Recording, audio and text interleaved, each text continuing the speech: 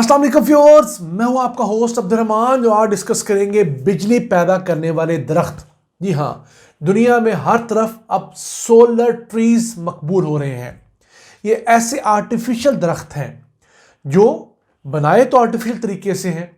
इनके ऊपर पत्तों की जगह पर सोलर पैनल नस्ब होते हैं और ये बिजली पैदा करते हैं। अब ये एक दरख्त जहां भी नस्ब कर दिया जाए वहां सालाना 17,500 से लेकर 21,000 बिजली के यूनिट्स पैदा कर सकता है। जी हाँ, बिजली का वो एक यूनिट जो हम लोग घरों में इस्तेमाल करते हैं और जिसकी बेस पर हमें माहाना बिजली का बिल आता है, वो ये एक दरख्त 21,000 पैदा कर सकता है।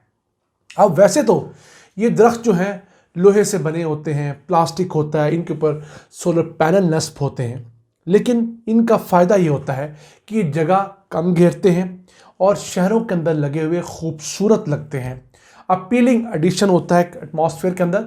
और फिर ये बतौर स्ट्रीट लाइट्स भी इस्तेमाल होते हैं, यानी दिन के वक्त तो ये बिजली पैदा करते हैं और ग्रिड के अंदर बिजली देते हैं या इर्द गिर्द के घरों को बिजली देते हैं। रात के वक्त इन्हीं के नीचे लगी हुई सोलर जो लाइट्स होती हैं, जो दिन में सोलर से चार्ज होती हैं और रात को वो लाइट्स इलाके को जो है वो रोशन कर देती हैं। अब देखिए, ये एक ऐसी टेक्नोलॉजी है जो बहुत तेज़ी से दुनिया के अंदर मकबूल हो रही है। सबसे ज़्यादा इस तरह के दरख्त चाइना में लगे हैं, उन्होंने 300 करीब लगाए हैं। इंडिया दूसरे नंबर पे आया जिसने 100 के करीब सोलर दरख्त लगा लिए हैं। और इंडिया के पास वर्ल्ड रिकॉर्ड भी है दुनिया का सबसे बड़ा सोलर दरख्त बनाकर लगाने का। Indian council of scientific and industrial research के लुधियाना कैंपस के अंदर एक ऐसा सोलर दरख्त लगा है जिसका हुजम जो है वो 309.8 स्क्वायर मीटर्स है। इतने बड़े रकबे पर फैला हुआ है और वो कितनी बिजली पैदा करता है? 53.6 किलोवाट। रोजाना के 160 से 200 यूनिट बिजली के ये एक दरख्त पैदा कर रहा है।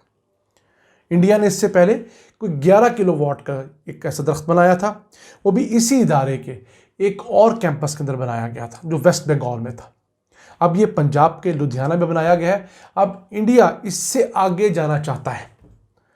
अब ये एक दरख्त ऐसा दरख्त है जो कि 5 से 6 घरों की बिजली की डिमांड पूरी कर देता है।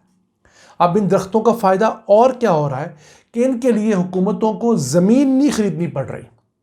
यानी ग्रीन बेल्ट है, ये सड़क के दरमियान जो जगह है वहाँ पर जहाँ पर लाइट पोल लगा होता है, यहाँ पर स्ट्रीट लाइट लगी होती है, उसी जगह पर ये दरख्त लगता है।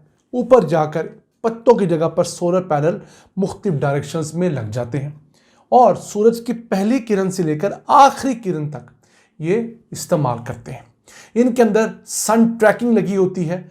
जैसे जैसे सूरज की डायरेक्शन चेंज होती है, पत्तों की हल्की हल्की डायरेक्शन भी, यानी कि सोलर पैनल जो छोटे छोटे नस्ब होते हैं इनके ऊपर, उनकी डायरेक्शन चेंज होती रहती है और वो सारा दिन मैक्सिमम लाइट गैदर करते रहते हैं।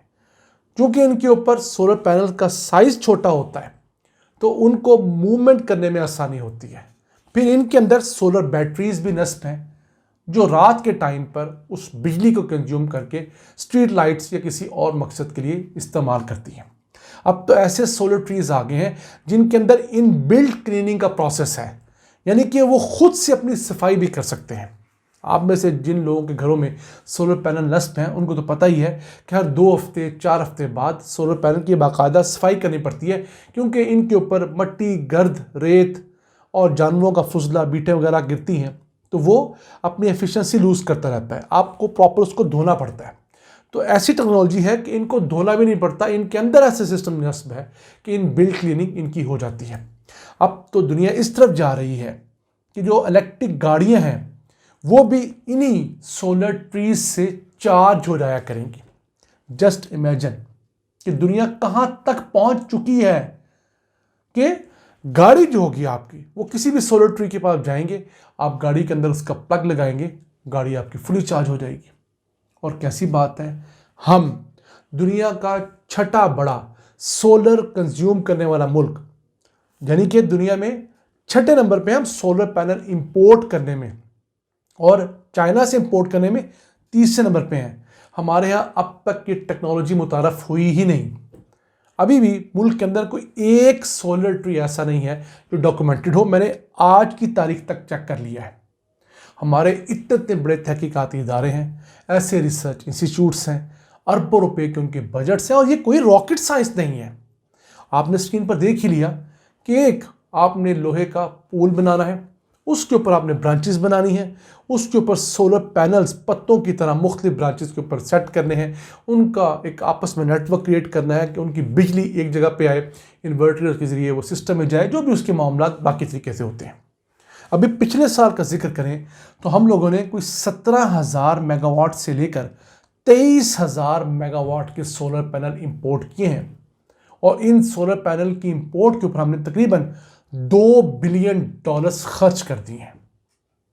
कैसी बात होती कि अगर हमारी हुकूमतें ये सोलर पैनल की मैन्युफैक्चरिंग पाकिस्तान में करवाने देती। पाकिस्तान के अंदर ये बहुत आसानी से हो सकता है। हम इस पर डिटेल वीडियो कर चुके हैं कि थर की रेत से सोलर पैनल के लिए जो सोलर वेफर होता है, जो बुनियाद होती है सोलर पैनल की, वो बनाया जा सकता है। इस क्वालिटी की रेत है जिसके अंदर इस क्वालिटी का सिलिकॉन है कि उसे प्योरीफाई करके हम लोग अपने यहाँ सोलर पैनल बना सकते हैं। और सोलर पैनल का एक प्लांट जो सेकंड हैंड दुनिया के अंदर है वो 20 से 25 मिलियन डॉलर का मिल जाता है। मैं सोलर पैनल की असेंबली की बात हरगिज नहीं कर रहा। असेंबली में तो आप मुख्तलिफ पार्ट्स जोड़ते हैं ना। मैं सोलर पैनल के सोलर वेफर की बात कर रहा हूं, सिलिकॉन को प्योरीफाई करके उससे सोलर वेफर बनाना। हमारे पास वाफर रॉड मटेरियल मौजूद है। सिर्फ 2-3 कंपनीज के लिए आप दरवाजे खोलें, आप उनको चंद बुनियादी सहूलियात दें, एक पॉलिसी बना के दें कि जो भी पाकिस्तान के अंदर सोलर पैनल मैन्युफैक्चर करेगा हम उससे 10 साल के लिए टैक्स नहीं लेंगे। कैसी बात है कि हम आज तक 2025 में भी मुल्क के अंदर सोलर पैनल ना बनाने की पॉलिसी बना सके हैं, ना सोलर पैनल की असेंबली की पॉलिसी बना सके हैं, और ना ही सोलर के इक्विपमेंट की पॉलिसी दे सके हैं। हालांकि हमारे पास एक बहुत कामयाब मिसाल मौजूद है। सन 2020-21 के अंदर जब हम लोगों ने मुल्क में मोबाइल फ़ोन मैन्युफैक्चरिंग की पॉलिसी लागू की थी, तो हमारे यहाँ जो पहले मोबाइल फ़ोन टोटल डिमांड का 5-10% बनता था, वो अब 95% बन रहा है। 50,000 से ज़्यादा लोग पाकिस्तान की मोबाइल फ़ोन इंडस्ट्री के अंदर काम कर रहे हैं। अभी सिर्फ असेंबली हो रही है।